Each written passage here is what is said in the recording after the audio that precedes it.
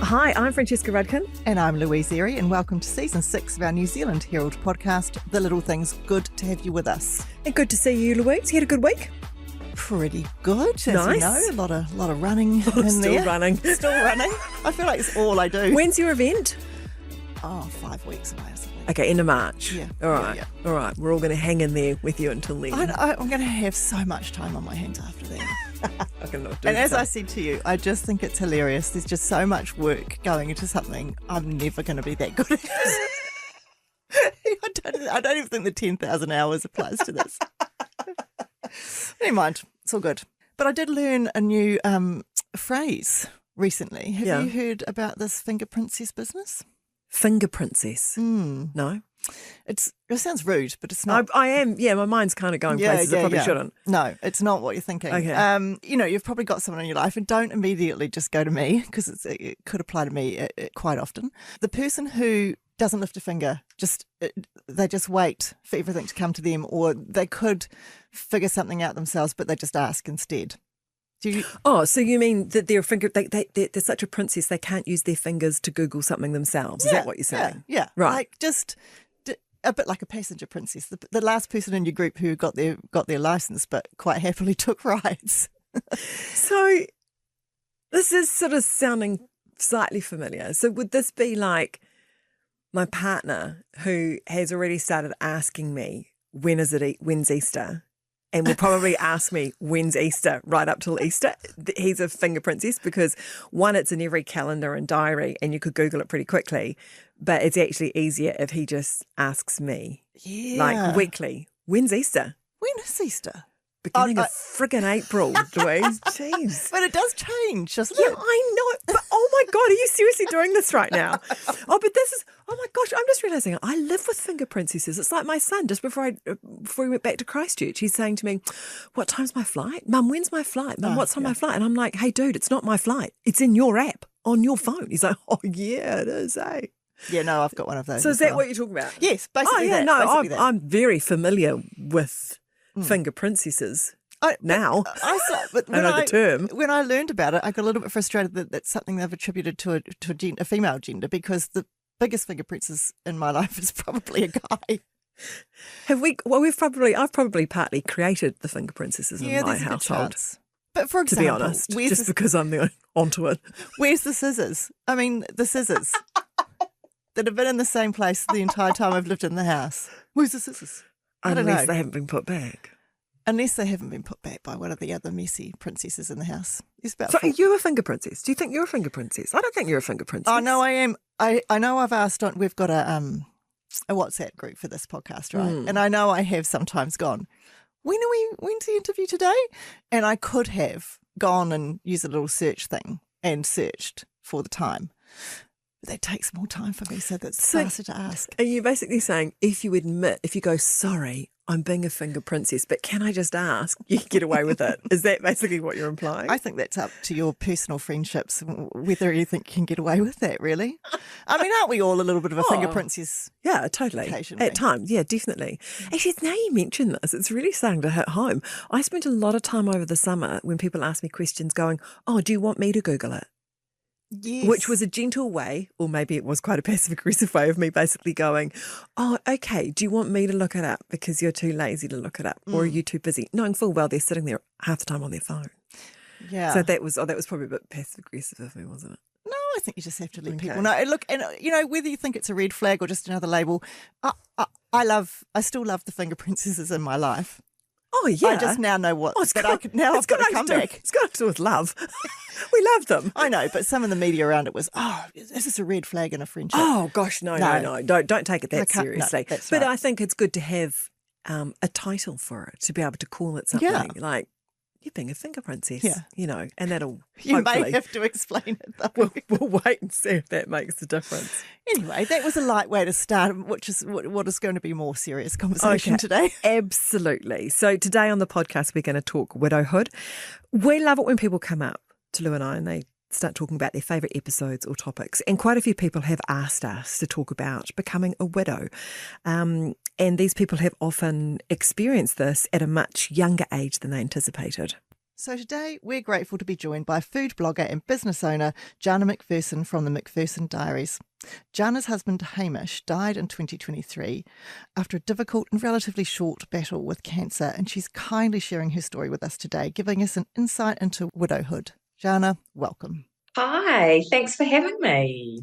Thanks for being with us. Now, can you just tell us a little bit about your gorgeous late husband, Hamish? Oh, he was gorgeous. That's a nice thing to say. He was the life of the party. When I met Hamish, he owned a couple of bars in Auckland, and he was the epitome of a publican. One of them was a sports bar down in the Viaduct, Fox's, and one of them was Brew on Quay.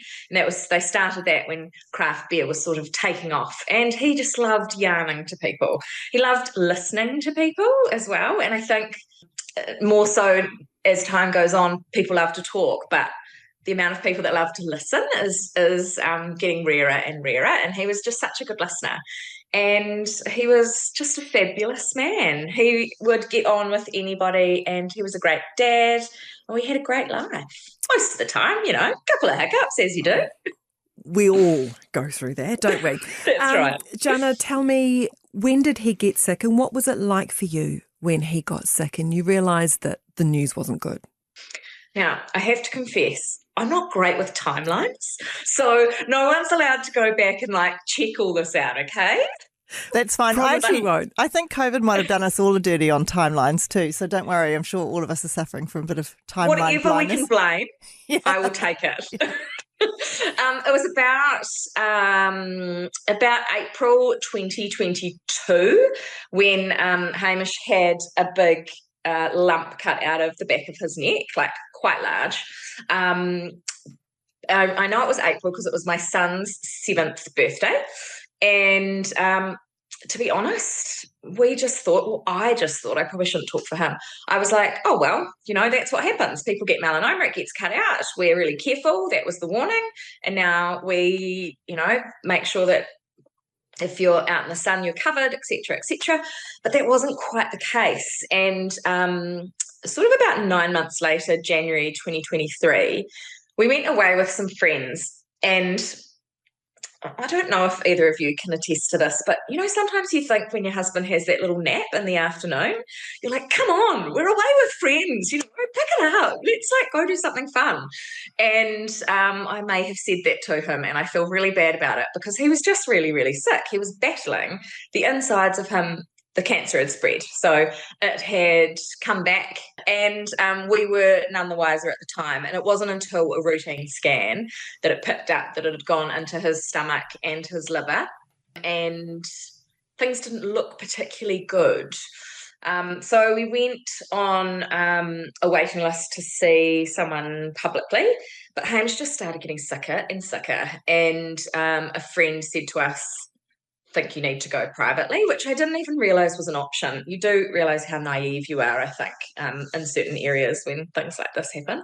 And once again, my son's birthday rolled around. We pulled the birthday party up earlier because we were worried that he might have to go into surgery, etc. again. So we're in late March now. And the appointment that Hamish had to go publicly was early April. And he would have actually, if we waited for that appointment, he actually would have been dead at that time. So thank goodness we did go privately for some tests and scans and things like that and move a little bit quicker. But his health went really, really downhill. And he went into hospital on the 4th of April, 2023. And that was what we thought was the beginning of the end. He stayed in hospital for 20 days.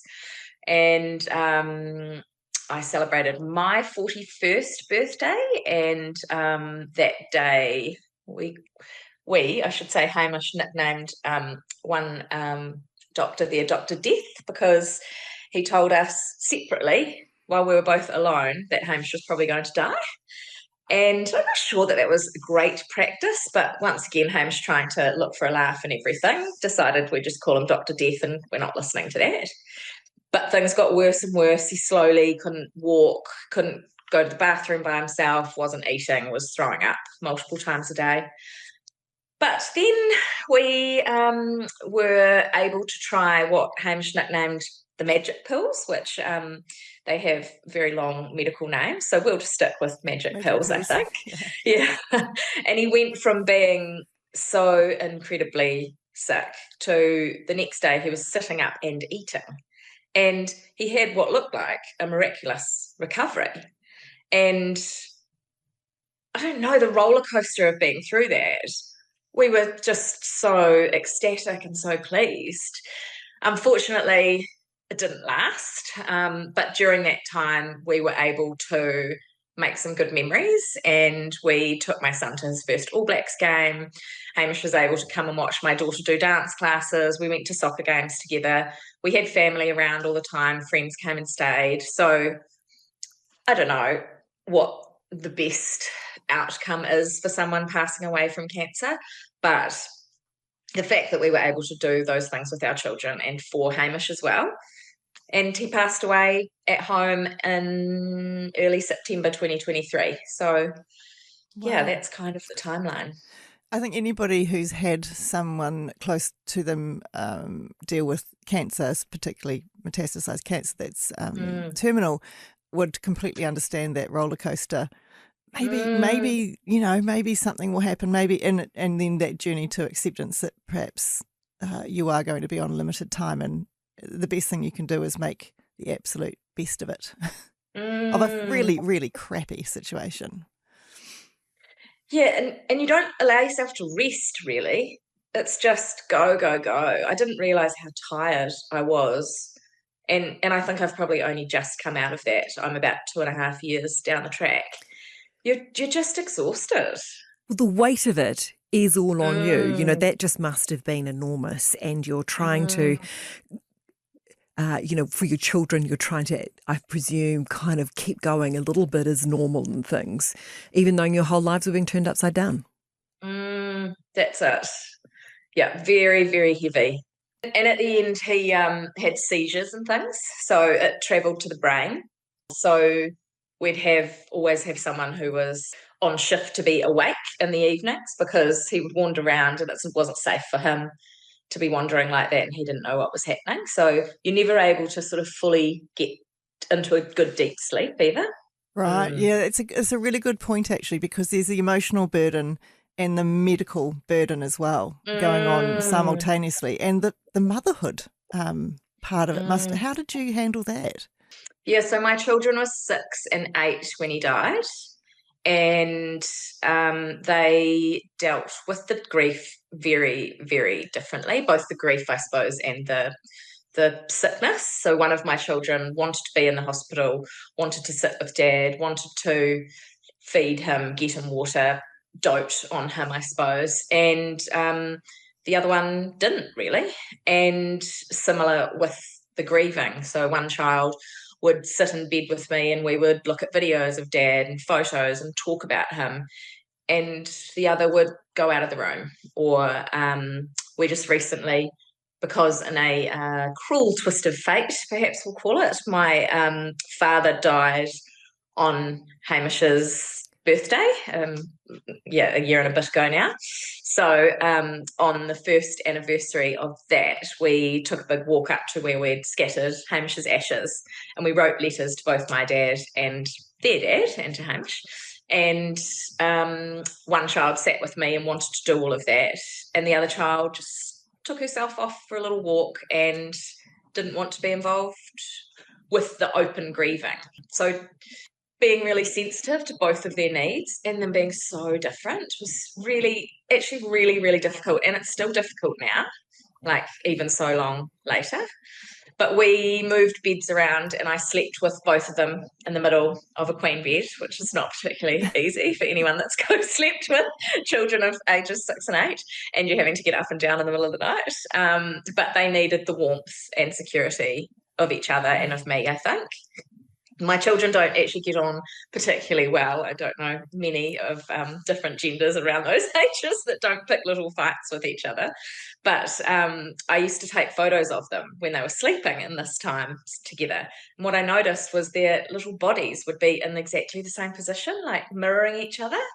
It was very, very strange, but really comforting at the same time. We did see a therapist. So I've seen a therapist for many years, big fan of therapy. And I still see the same one now. And my children also see a therapist, and she has been incredible for them. We started seeing them when Hamish was sick, and we still see her on and off now, but I like to think that one day they will thank me for the time and money that it goes into therapy. It's not easy, but I like to think that I'm giving them another adult to talk to that is not directly involved in all our day-to-day life as well. Yeah. No, I think they're both very sensible steps for you as a family to take. And just looking back, since Hamish has died, were there any other steps? You might not have realised it at the time, but when you look back now, since he's passed away, were there any other steps that you took to deal with the grief? Well, things felt very busy at the time, and because we had a huge financial burden, so Hamish's immunotherapy was $55,000 a pop, and he was going to need between 3 and 4 of those. So when we were told that, we were like, well, we can't afford that. And the oncologist said to us that people in Hamish's position, when we met with him, only 30% of them live. So it was quite a sobering thought. And we were just really positive. We thought, well, with 30%, then we're going to be one of the 30% and we'll fight and blah, blah, blah. But Hamish's best friend sat with us and said, we will find the money. We will make the money happen from somewhere. And so we had some amazing friends make a fundraising committee for us, and they fundraised a lot of money so that Hamish could have the security and the stress off his mind that he was going to have the medication that he needed, and also that we were going to be able to. I took time off work. He obviously couldn't work. However, his employers were incredible. Like, still thank them to this day. They were just so understanding and wonderful. So I suppose we had a fundraising committee that just did their own thing, but on a slightly smaller level, I delegated someone to do admin for me, which I know sounds kind of boring, but people want to help. People actually want to help. And we were dealing with so many questions about Hamish, even from people you haven't seen for 10 years, and you want to be able to get back to them, but it's all time consuming. And when you've got such a limited amount of time and you want to spend it with your kids and your husband, I would say to her, can you email this person back and tell them how Hamish is? And she would, if she couldn't do it herself, then she'd give it to somebody else. We had sort of 2 people that would do admin for us. And I also started doing what I called the Hamish report. So if you think about it, but like the ski report, so you're going up the mountain and you want to know daily what the report is, and I would send that to Hamish's family so that you're not dealing with things coming in and you feeling like you have to respond. I said by 9 o'clock every morning, I will tell you how his night was, what he's looking like for visits during the day, etc. And so we would say, headaches are bad this morning, but there's no nausea and rah. So that instead of you feeling bombarded by people, you've already given them the information. And it's real information. It's not hearsay or, That's it. Yeah. Yeah. The comms that's a really important thing, I think, to try and get as accurate as you can, because people do ask a lot of questions and they don't think about the burden. To be fair, they're not doing it intentionally, but they're not thinking about the burden on the person who's actually in the moment dealing with that. Yeah. Interesting. Yeah, it comes from a place of kindness. You hope so, yeah. Not just nosiness. There might be a little bit of nosiness sometimes too. Yeah, 90-10. Yeah. Jana, when you became a widow, what changed the most? Well, you don't get invited to couples evenings quite so much. Right. And I found a really weird thing. This only happened like a couple of weeks after. You're suddenly single, which is really bizarre because you've been in a relationship for so long and people treat you like you're single. And I felt like, well, I'm a widow, so I'm going through something else here. But people sort of feel like, oh, you're suddenly this single woman and I don't know if I want my partner staying at your house anymore. It was really, really bizarre. That's interesting. But you also have to do absolutely everything. So I'd like to think that now I know a little bit more about tax and rates and I got a few crash courses in lawn mowing. You do absolutely everything, and you're tired from the grief. You're tired from being up looking after a terminally ill person, and then on top of that, you don't know. Like I didn't know where to take my car to get her on a fitness. I don't know, what is it, every year? Is it every 6 months? And then you've got the impact of every single morning you're doing school drop off. Every single bedtime, you're reading 2 sets of books to 2 children. You know, the enormity of that, of having nobody else that can step in and go, actually, looks like you've had a bit of a tough day. Kids being a little bit of ratty today, I'll take over. It is you. If you forget to put the rubbish out, then it's on you because you're the only one there. And there's something pretty big about that. It feels pretty massive, to be honest, when you've had someone beside you for 12, 13 years. We were talking about the practical stuff. We've both had friends who've sort of spoken to us about that. You had a little bit of time to prepare, knowing you were going to lose Hamish, but I know people who have suddenly lost a partner and they're like, we don't even know the password to get into the computer. I don't even know the password, how to pay our electricity bill. I don't know how to get into accounts and all these things. It's just all these really practical things, was made just day-to-day life so hard. Well, and I remember when my brother's wife passed away, she was only 41, and he had to keep proving that she'd died over and over again. Does that happen here? That was Australia, but does that happen here as well? Absolutely. We call it deathman. And I'm still dealing with it now. I had to deal with the bank. Actually, I still need to talk to the bank again today because even though I've called them twice, Hamish's name, to take him off certain paperwork, his name is still on our home loan for some reason. 2.5 years. And those little things jump up. Actually, the bank woman did say, I can see that your deceased father is here on this paperwork. It's very, very strange.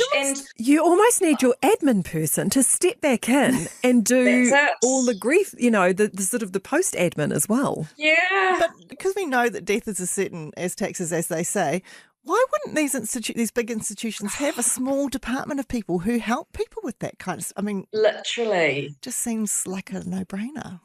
I know. And how many other people? I'm sort of young and computer savvy enough. But I think of people in their 80s or 90s that go through this, it must be incredibly stressful. If it's stressful a little bit for me, and also I'm 2.5 years down the track and I can have a bit of a laugh about it with you guys, it's not like that for everybody. When are the moments that you miss Hamish the most? When does it hit you?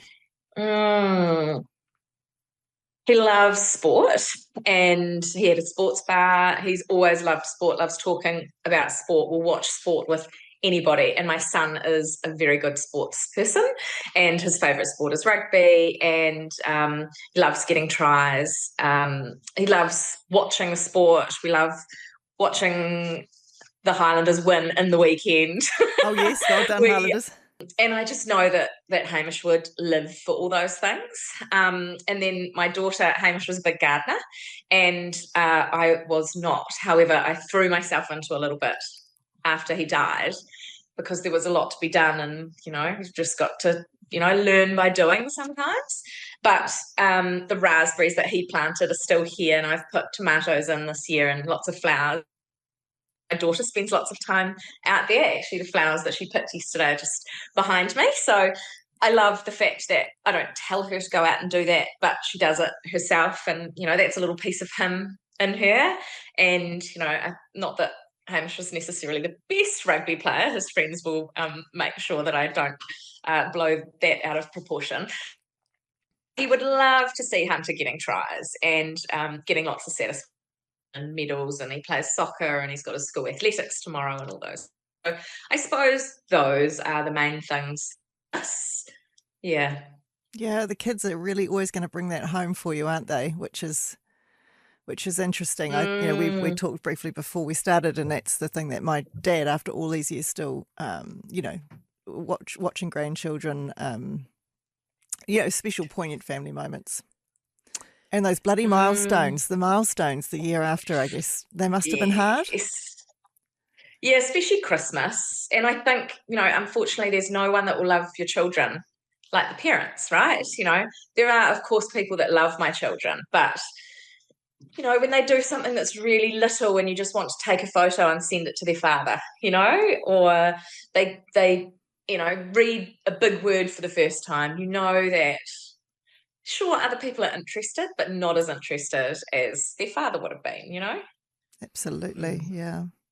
What are some of the other challenges that come with widowhood that maybe surprised you a bit? I mean, finances. Suddenly, you're not just a single mother, but you're a solo mother who is in charge of a mortgage and, rates and power and phones and children's expensive sporting habits. And the finances is massive. And financial security scares me, to be perfectly honest. But I launched a business in March 2023, which, if you remember right back to the beginning of our timeline chat, was when Hamish got sick and went into hospital. So it wasn't the best timing, but I cook for a job, as you said. So I've always found being in the kitchen really comforting. So the fact that I had to keep going and I had to keep cooking every month, I had people paying me for my recipes. So there was something quite beautiful about that, and creating food seasonally. And I focus on family food. So therefore, my children are eating the food that I'm cooking. It felt positive, even though the finances still freak me out day to day. Yeah. Look, I'm so incredibly impressed. I had a bit of a deep dive on your Instagram, and I love that you've scattered the odd thing about Hamish and told his story in that as well. And also, though, that you bring this brightness and freshness to the everyday, things that we all have to do. You're cooking, it makes it a bit more interesting and exciting. Was that hard to go back to after he passed away? Yeah, I took a break off Instagram. I shared a lot of what we were going through up until a certain point where it felt like things were very, very bad. And I probably took off 3 months. And I feel like funny in my tummy even talking about it. Isn't that strange? Just taking me right back to that moment of suddenly there's something about grief that makes you feel really raw. You feel like people can see right into your bones and into your flesh, and it's quite graphic, isn't it? No, it's a great description. But thanks. Yeah, you feel very, very stripped back, and so suddenly to go and talk to 35,000 people when you feel that way is quite a big step. But I made sure that I was okay to deal with that in a positive way, if that makes sense. I also, when Hamish was sick, I asked people not to share their horror stories with me or even their good stories, because we didn't know how it was going to end. So I just said, I don't need advice and I don't need stories at the moment, because it's amazing that your auntie went and this happened and that happened, but I can't take that information on board right now. But after he passed away, I was in a place where I could have those conversations, and I actually wanted to have those conversations with people. Yeah, it felt positive. And people, there's so many people in my position, even if it's not widowhood, it's losing someone from cancer or losing someone in general. So to feel like I could use my platform to help other people gave me a bit of purpose selfishly as well. And was there any advice that you were given when you lost Hamish, when you were sort of a little bit more open to having those conversations? Did somebody, did people say things to you that actually did resonate, that made a difference, that that would be good to share? I suppose not when he passed away, but when he was sick, people said to me, you can let people help, people want to be able to help. And people want to feel like they can do something. And so I've gone on to tell other people that. And I try and share practical advice with people as well. So, obviously people go straight to cooking food, but actually I had one of Hamish's friends sit here on and off for 6 hours talking to Sky TV, because like you say, it's the passwords, and because whilst Hamish was still alive, the cancer had gotten into his brain, and so he couldn't tell us passwords and things. He didn't know anything. He didn't know what insurance company we were with, so all those little things. So the fact that someone can come around and say, hey, I've got 4 hours. Do you want me to jump on the computer and do X, Y, Z with the bank? Or we had a whiteboard, so we'd have like things that need to be done. And, for one person, it might be, fix the hose. For the other person, it might be jump on the phone with the Sky TV. For the other person, it might be I can do, Tuesday pick up after ballet. So no, I think that's a really good reminder to us all, because I'm curious as to whether people, when Hamish was sick and they want to help and they're supporting you, when he'd passed away, was that help and support still there? Do people know how to approach you or talk to you or want to?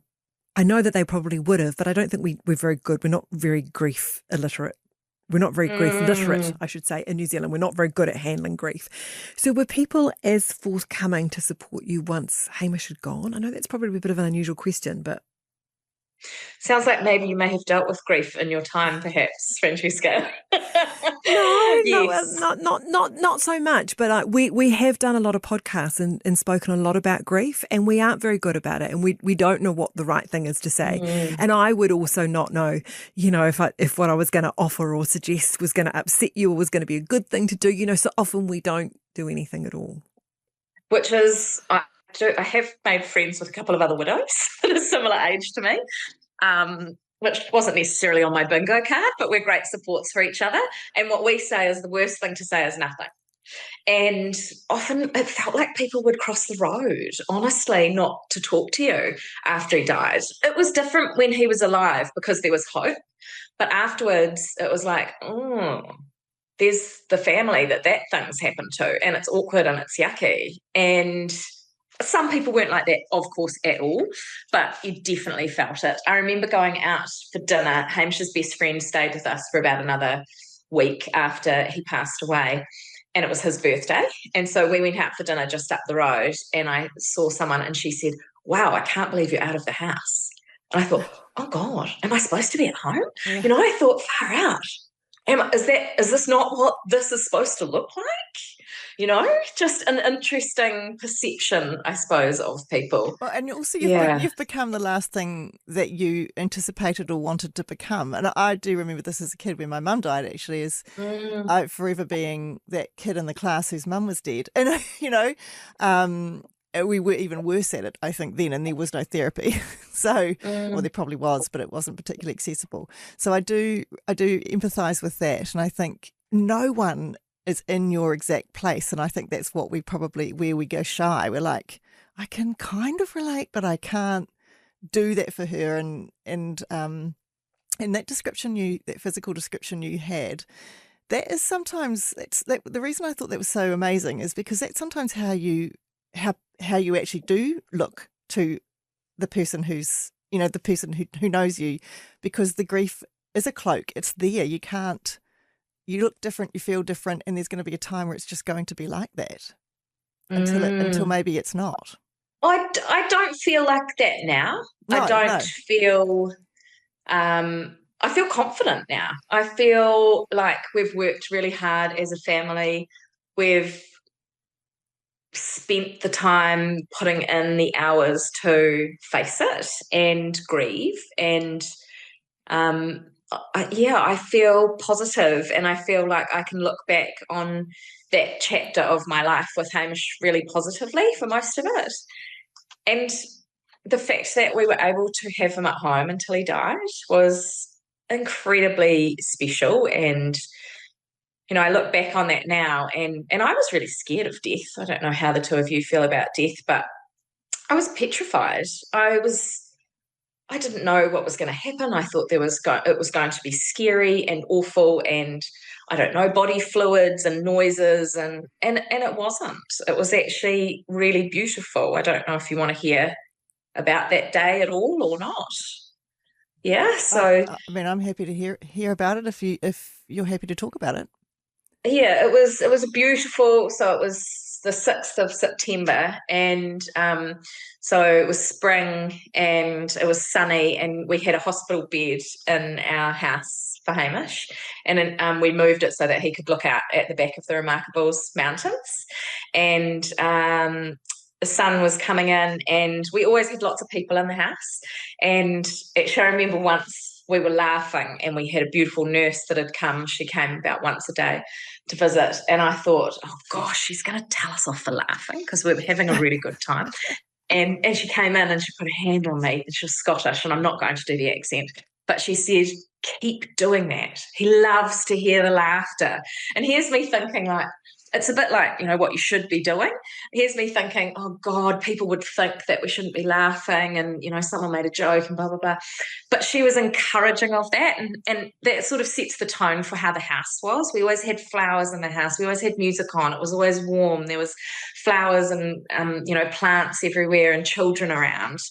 And so on the day that he died, there was 3 of us here, and a friend had just brought over lunch. And I went to check on Hamish, and he was cold. And throughout his whole sickness, he'd always been hot, really sweaty, really hot. And so I thought, that's really, really unusual. And so I went and put a blanket on him. And I came back and, chatting away with the friends, and we were eating, and I checked on him about 5-10 minutes later, and he'd passed away quietly. And yeah, it was beautiful, like us as friends sitting in the other room. And I always thought that he would pass away with me in the room. And it wasn't until the hospice nurse said to me, have you told him he can go? Have you told him he can leave? And so that morning, the kids had been in to play with him. He'd had his parents and his brother visit. And I just think that he knew it was his time. And often people, when they die, they don't necessarily want people in the room with them. They want to do it by themselves and not let people down or have it affect them, maybe. And so he just quietly slipped away. I think there is something about that privacy and that incredibly intimate moment in your own life, which is death, that I can't say I necessarily want everybody hovering around me waiting for my last breath. Right, I'm going to wipe my tears away. Sorry. It's all right, it's beautiful. You're listening to The Little Things, and today on the podcast, Jana McPherson is sharing her story of widowhood. We'll be back after the break.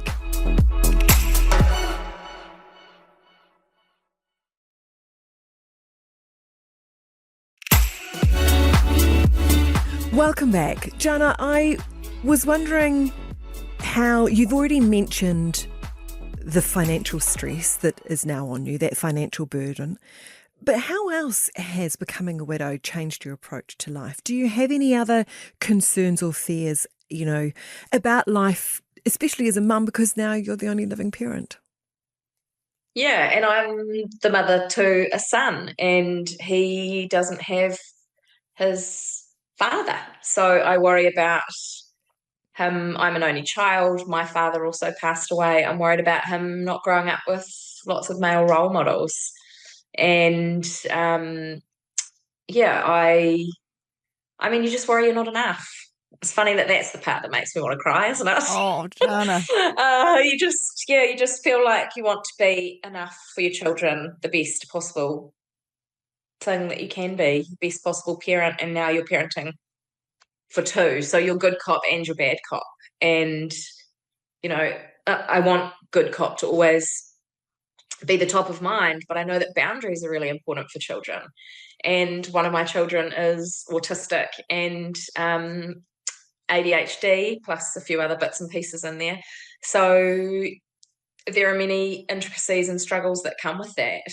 And so the bad cop, good cop thing is really hard to weigh up, and I'm constantly doing it. What is the good hat to have on right now? And I have to pick my battles really, really carefully, because there's no one else that can come in and say, oh, I know that actually you tried really hard, even if mum said that wasn't good enough or whatever it is, And you have to look after yourself at the same time, find your own peace and fill your own cup and all that sort of thing. No one's there to do that for you. That must be exhausting sometimes. Yeah, I threw myself into the children in the first year afterwards and made a real point of that and decided that I just needed to make sure that they were okay, and I went to everything and did everything, and if they needed a day at home or whatever it was, and they, yeah, like I said, they grieved differently, so they needed different things from me. And then after that I sort of went, oh, maybe I also need to put myself on the list here, actually. And I think probably that's why I feel a lot better now, is because I have put myself on the list. Well, I thought that was really interesting what you said at the very beginning of the podcast, that you're only just feeling like you're getting your energy back and yourself back now, a couple of years later. And I think that's really important bit of information for people if they're heading into a situation like this, or in a situation that will be really comforting to a lot of people, going, oh, okay, I haven't got there yet, but that's okay, that's normal. Yeah, Absolutely. Yeah. And also to give yourself that time. To be honest, I still nap a lot. But I was that person, even if you've had a big night out, I would stay up till, the evening and then just go to bed early. But now I probably nap 4 to 5 times a week, and I can do it really efficiently. Yeah. And my kids now know, and I think that's a little bit of it's a bit of self-care, and I'm not doing drugs or drinking lots of alcohol or other various things that perhaps might be slightly more unhealthy than just taking a little midday nap. Absolutely. Gosh. You need to get your reserves back before that after school stuff all starts again, don't you? Exactly. That's it. Yeah. So now that you've got a little bit of energy and things back now, and you look back over the last few years, what have you learnt through it about yourself and about grief? And actually, perhaps that women are just really strong, and that we can do a lot more than we think we're capable of. And I learnt to ski last year. At age 43, I learnt to ski with my children. Embarrassingly, but I can do it. And I'm not an extreme sports person at all. We took, for Hamish's birthday, he wanted to go to Fiji when he turned 50. Unfortunately, he didn't make it to 50, so I took the children to Fiji, and we sort of did it in honour of him. And we went out to a big floating bar situation, as you do in Fiji, and the kids jumped off the side of the second story. And I thought, if Hamish was here, he would do it. Yeah. I would never, ever, ever. But I jumped off the side of this boat, and I did it twice. And I actually loved it. And so, I needed to fill both those shoes. I needed to be good cop, bad cop. But I also have pushed myself to doing those things that have been really, really enjoyable. And so I probably put myself into a bit of a box in certain parts of my life. I don't like extreme sports. I'm not good with numbers, these things. But actually you can be. If you want to, you can be. And the strength is massive. And, if you told me that I would nurse somebody in my house and give them a serious amount of medication and talk to oncologists and hospice nurses and doctors all the time and know absolutely everything, I would have laughed at you. I'd have said, I'm in the kitchen, I'm making some food, let's have some pasta, And I did it really successfully, and I'm proud of that, and I'm proud of the life that I gave Hamish in his last weeks on earth. Yeah, I'm so swelling with pride for Yes, so am I. myself, and also that you're so right. We're probably capable of more than we believe, but we're not all faced with this. You've had this incredible kind of come to Jesus moment where you've actually had to discover this about yourself. Speaking of Jesus, I'm not sure if you're spiritual or at all, but are there times where you feel Hamish, or has there been, I don't know, a breath in the wind that you've thought was him, or he's sent you any messages or anything like that?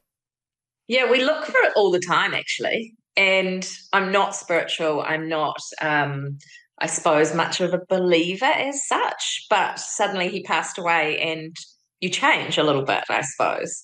The one that I really think of, and it makes me feel choked up to think about it, was we were sitting at the dinner table, and right behind me. And there was this, flicker, if you get little shadows of light all around the place. And it was this heart. And it was moving around. And I was like to the kids, look at that, look at that. And so you look for it, right? You think, oh, it's from your watch, or, it's from a window or whatever. We could not find it. And it stayed with us for the whole meal, like 20 minutes. And it moved around a little bit. But the heart, it was a beautiful heart. And it stayed there the whole time. Like, little things like that happen all the time. We often talk about rainbows, which I know is significant for some other people as well. But then on some days, we'll be driving to Hunter's rugby game that he's been worried about, and there'll be a double rainbow. So, it's like the layers of things like that. And Hamish had this little bit of hair, sorry, I'm pointing to it, at the top of his chest, and he used to call it his tui tuft. And so we have a tree out here, and the neighbours feed the birds, much to my dog's satisfaction of watching them come in and out all the time. But the tuis come in sometimes, and so sometimes the tuis will stop in our garden. And it's just little things like that we really lean into as a family. Yeah. And why wouldn't you? That's such lovely moments. We all had a very similar dream one night, not long after my mother passed away. And it was years later that we said something about it. And we went, oh, yeah, no, she was on the end of my bed last night too. And it turned out to be, about a couple of weeks after she passed away, we all sort of had the same dream. So, wow. Who knows, right? It's beautiful. Jana, dare I ask about moving on and dating? Yes, it's an interesting topic, isn't it? Well, I feel like I'm asking all the nosy questions today, but it is Bring tricky. it on. It is tricky, and everyone does it when they're feeling ready and right, and that's different for everybody. Where are you at? So I had a friend who had separated from her long-term partner, and it was about a year ago actually, so we went to a concert at Airburn, and she was telling us all these stories. We were just having a good laugh at lunch before we went, and I thought, I might give it a go. It's time. And like I said, I put that first year into my kids, and I felt really good about that. And I was starting to, exercise more and concentrate more on like seeing my friends and doing bits and pieces for me that filled my cup. And I thought, yeah, I'm in a good space to, let somebody else in, if that makes sense. But I'd never done internet dating. So, and I think neither of you have either. Is that right? No, it's very different, and it's not something that I ever sort of envisaged that I would be doing. And so I thought, well, I'm going to cast the net quite wide because, I'm a widow with 2 children, and, I don't know, I didn't feel particularly like I was much of a catch at that point. I know it's bad, isn't it? But it actually worked really well because I ended up talking to lots of people, and I love a talk. I love a chat. So I just chatted to lots of people for a while, and that was enough for a little bit, dip your toe in but not actually take the plunge too early. And then my therapist said to me, if you really like someone, don't wait for too long. Actually go in and meet them before you start making these big thoughts in your head and building them up to maybe someone that they're not necessarily. So I met a guy for a coffee. I mean, I say it like that. That was actually such a big deal. It was huge for me to do that. I was so nervous. He was great. I told him everything first. We talked a couple of times on the phone first. And look, we never ended up meeting again, but we're still in contact. We still yarn every now and then and have a chat as a friend. And he was a perfect person to have that first date with. But then things went a little different. And I suppose the good thing is when you meet them quite quickly that you don't set up those things in your mind. But also maybe you meet some people that you probably don't align with. But I didn't know who I was anymore. I was single 13 plus years ago. So I was totally a different person. And suddenly I was like, well, who do I want to be in a relationship with? Or do I think I want a relationship? Is that what I want? So I met a few other people. I realized that I kind of wanted to practice, if that makes sense. A bit like a job interview, you kind of work out what works. And so I realized, right, well, we need to be safe. So I always want to drive. I don't want to go somewhere where I don't have a way of leaving. And also if I drove, then I couldn't have a few more drinks and decided that they were more good looking than they actually were in reality. Great advice. And I would always tell someone where I was going and when I would be back for safety reasons. I would meet in a public place because it's so beautiful here in Queenstown. Lots of people suggest like go for a dog, go for a hike and things. But I fully recommend meeting in public places. But, there was one guy that I met that probably drank 3 drinks to my one, and we ended up bumping into some friends of mine, and I was like, I'm going to go because it was like, I don't know, 11 o'clock on a Thursday night. I'll go relieve the babysitter. And he stayed drinking with my friends, even though my car was parked up this massive hill around the corner. And, people that you just think, this is just strange. One, look, lovely man, but just on slightly different pages. The first time I met him, he turned up with a trophy that said world's best mum on it. The first time I met him. Not saying you're not, but that's pretty interesting. Kind of, yeah. It's very strange. And obviously it was for you. He wasn't going to see his mother afterwards or something. Yeah. He also bought vouchers because it had been my birthday. So he had made these vouchers for a home-cooked meal for Jana and a massage for Jana. We hadn't met.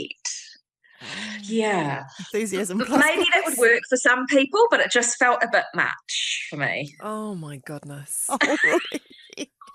But that's a really interesting point you make because my kids do a little bit of internet dating, Hinge, whatever it is. And they always say, I'm talking to. But I'm going to say you can talk forever, right? You need to meet them. That's yeah. Yeah. Because otherwise, what if you actually just get a vibe within the first 5 minutes that you don't like them? Yeah. And you've spent 3 weeks talking to them. Exactly. Yeah. So really, really, your therapist is wise. At any point when you were sitting there with these unusual people and their trophies and their vouchers, were you thinking to yourself, you're not Hamish? So what was it like to go on a date with someone that wasn't Hamish? Did you think about that? Yeah. Or did you just try and did. compartmentalise that? I did. And funny enough, when you were saying before about the signs, like I remember once driving to a date and like our wedding song came on and things like that. And I'm like, was that a good thing? Does that mean we like the guy? Or is that like we don't like the guy? Like I'm going to need more of the sign here,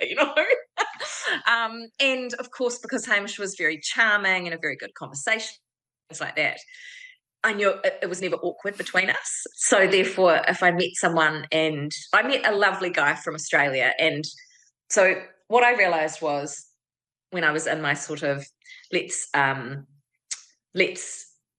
do job interview kind of dating, I thought because people come here by themselves on holiday to ski and things, and so they'd say that in their profile. So I would say to them, hi, if you do want to hang out, once we've been talking for a while and I've asked you out, and I'd say, if you do want to hang out, I'm not going to sleep with you. But if you want some company and you want to go and have a drink or whatever together, then I'll totally do that. And it was actually really good. One guy I met, he had never been on a date before, and he'd been divorced for like a year and a half. And we had a great time, chatted for ages. And he ended up saying to me, like, I'd love to do this again. And, when you've got kids and sometimes those balancing babysitters and things during 1 week when they're here on holiday is never going to work. But to actually feel like you can meet someone and have a good conversation and a good night without any pretense, I suppose. It was great. I've totally forgotten your question, Francesca, but we went somewhere. No, just that. Basically, we just got more good dating stories. Well, yeah. So there we go. Yeah. And also, you can't. You've got a long life ahead for you. Everything willing, and you can't go on comparing everybody to your late husband. He was he's been here, he's been on this earth, he's produced these 2 beautiful children, he's left a legacy. The next person might be completely different. That's it. Yeah, and that's okay as well. Isn't it? Absolutely. Everything's okay. It is. Jana. Yeah. Everybody goes, I think Lou said before, everyone experiences this differently and goes through it differently and deals with it differently, and that's absolutely fine. That's the one thing we've learned, isn't it? There's no one way of going about things and dealing with grief and moving on. And I do think this camaraderie you will have with these other widows will show that there are some things that are probably quite similar for all of us as well. Yes, although having to check that you're not chatting with the same people is something that we did work out quite early on. Oh my God. That is hilarious. Sorry. Or I did date one guy who I really fell for. I thought it was mutual, but apparently not. We dated for about 3 months. And then I slept with him. And then a week later, he dumped me. Oh. And I thought, hey, come on. This is not how it's done. We don't do that. This is modern life, you know. He was 42. We're not talking about when you're 20 or something. And so anyway, he popped back up on my friend's app, and she sent it through sort of in glee saying, do you think I should meet with him? And I said, no, God, no. Instant karma for that guy. Oh, Jana, it has been an absolute delight to talk to you and meet you and hear your story today. We can't thank you enough for sharing. Thank you so much. It's been delightful to talk about Hamish. You don't get to talk about the people that have passed away that often. So thanks for giving me the opportunity. Oh, I love it. He sounded like a wonderful man, a wonderful dad. And like I say, he will have left a huge legacy. Thank you both.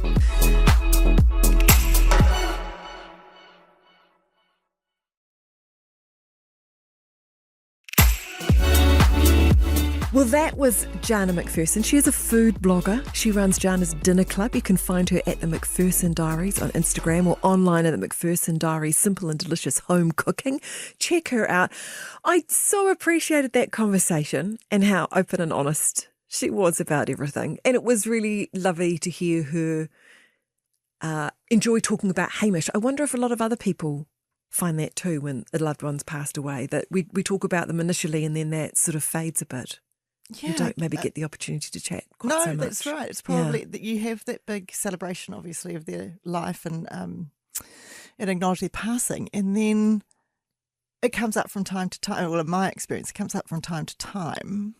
But it's quite specific, and it's inter-family or intra-family, so it's probably not external. Yeah, I would say that would be really. I'm hoping that she got something out of that too and got to bring him to life again for a little while. I tell you what, I do get a little bit angry when I hear from widows, men or women, about the difficulties with the admin. Oh, so do I. That needs to be done when someone's passed away. It really, there's got to be a simpler process for all these things, isn't there? You could probably, I hate to say it, but you can probably chat GPT it now or something. But I don't understand why. I don't understand why the places that you're dealing with can't make it easier for you. Yes, the constant kind of having to make calls and sort things out. I just remember my brother had to carry around the death certificate with him for everything. It was like an insult after insult. You've just lost your partner. And I don't know how much fraud is around there, how careful they have to be, but really there's no excuse for making it more difficult for someone in that period of their lives. Thank you so much for joining us on our New Zealand Herald podcast series, The Little Things. We hope you share this podcast with the women and men in your life so we all understand a little more about what someone is dealing with when they lose a partner. You can follow this podcast on iHeartRadio or wherever you get your podcasts. And for more episodes from us on other topics, head to nzherald.co.nz. And we'll catch you next time on The Little Things.